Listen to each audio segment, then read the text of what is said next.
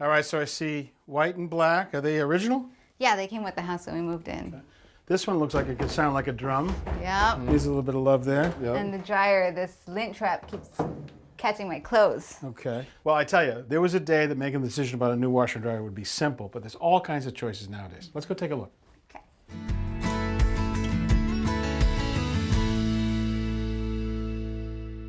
You know, when you're thinking about changing your washer and dryer, I think you really want to start with the washing machine selection, because that's the place you get the chance for the best reduction in operating costs, both electricity and water.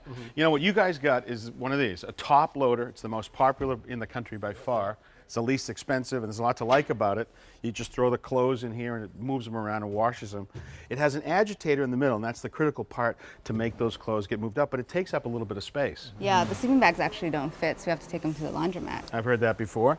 The other thing to think about is the electricity cost on this style of washer.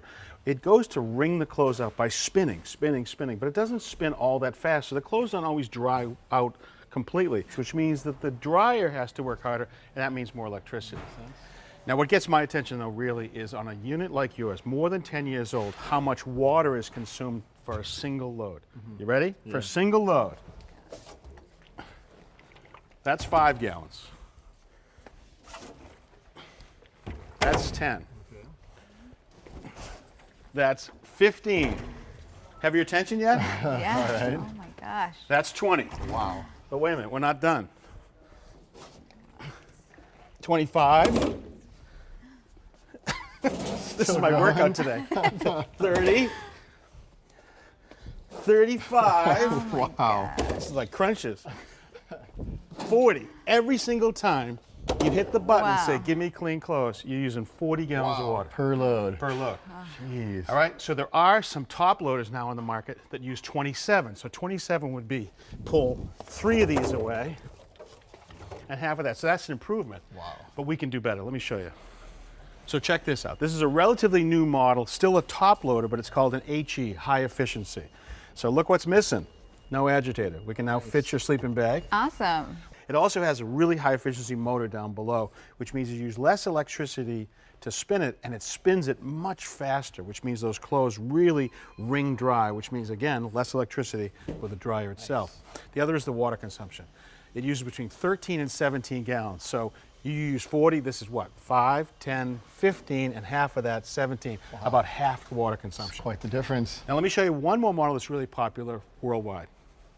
Commercial laundromats in this country have been using front-loading machines like this forever. Does this look familiar to you from your sleeping bag days? Yeah. But residentially worldwide, both in Asia and Europe, front loaders are the most popular, with good reason. You can stack them right here. This is a washer, this is a dryer. And the way they work is it uses less water. Instead of filling that drum from the top, this thing just puts a little bit right here and then spins it and works it both ways. And at the end, it has that crazy spin cycle to really dry it out. If there's any wrap on it, though, this is pretty low for people to be putting. Okay? So to make it more ergonomic so you can stand tall, they make a base like this that also acts as a little storage for laundry detergent right there. All right? But they've taken it a step farther. Let me show you. So this is a front loader, much like the other one, but looks a little bit different. But check this out. Look at the size of the drum here, the capacity. A lot of space in there. Now, it's also on a stand, but it's not just a stand to hold detergent. Look at this. This is actually an additional washing machine right here. Wow. So you can use it a couple different ways.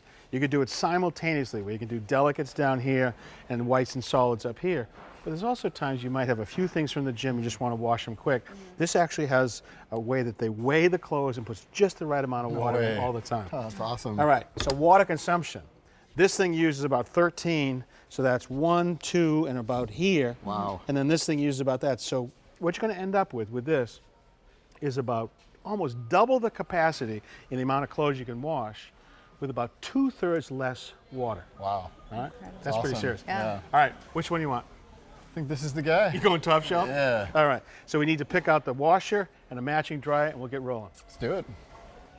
All right, let's get our new stuff installed. This is the pedestal base that'll go underneath the dryer. Just set it right here. Okay. We'll tip it down.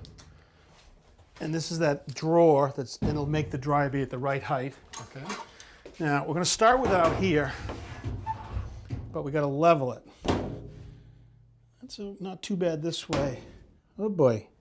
So we need a little bit of adjustment there. So let me tip this up and you can just loosen that leveling leg right there. All right. Okay, try that. There we go. All right, beautiful. now get that one, please. Just a snug, okay? So we're snug. Good. Good to go. Good.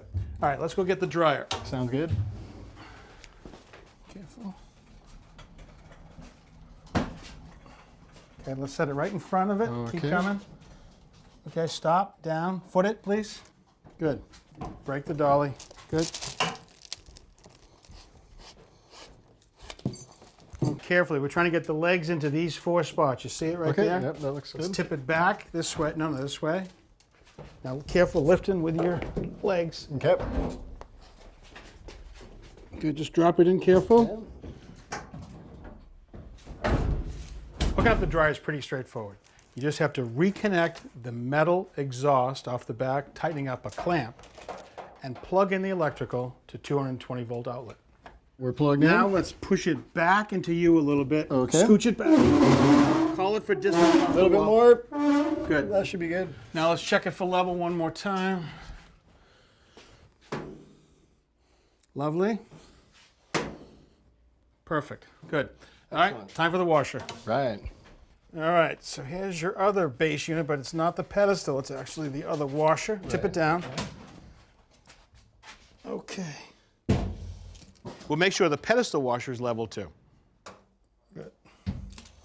Good. Here we go. Careful. Little bump. Yep. All right, now foot it, please. Okay. Tip into me. Footed. Good.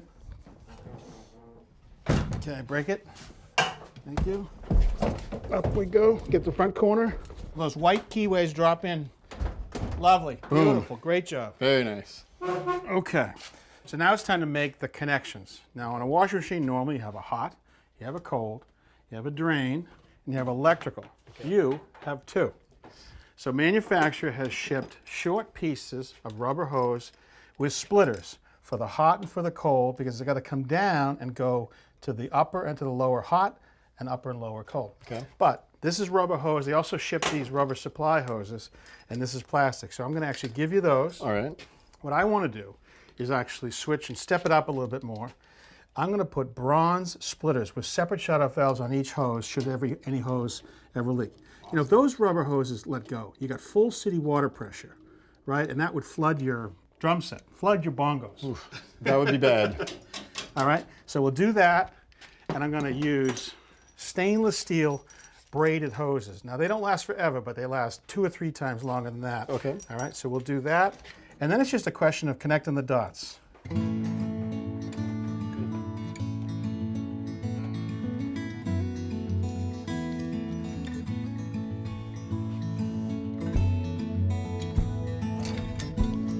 Good.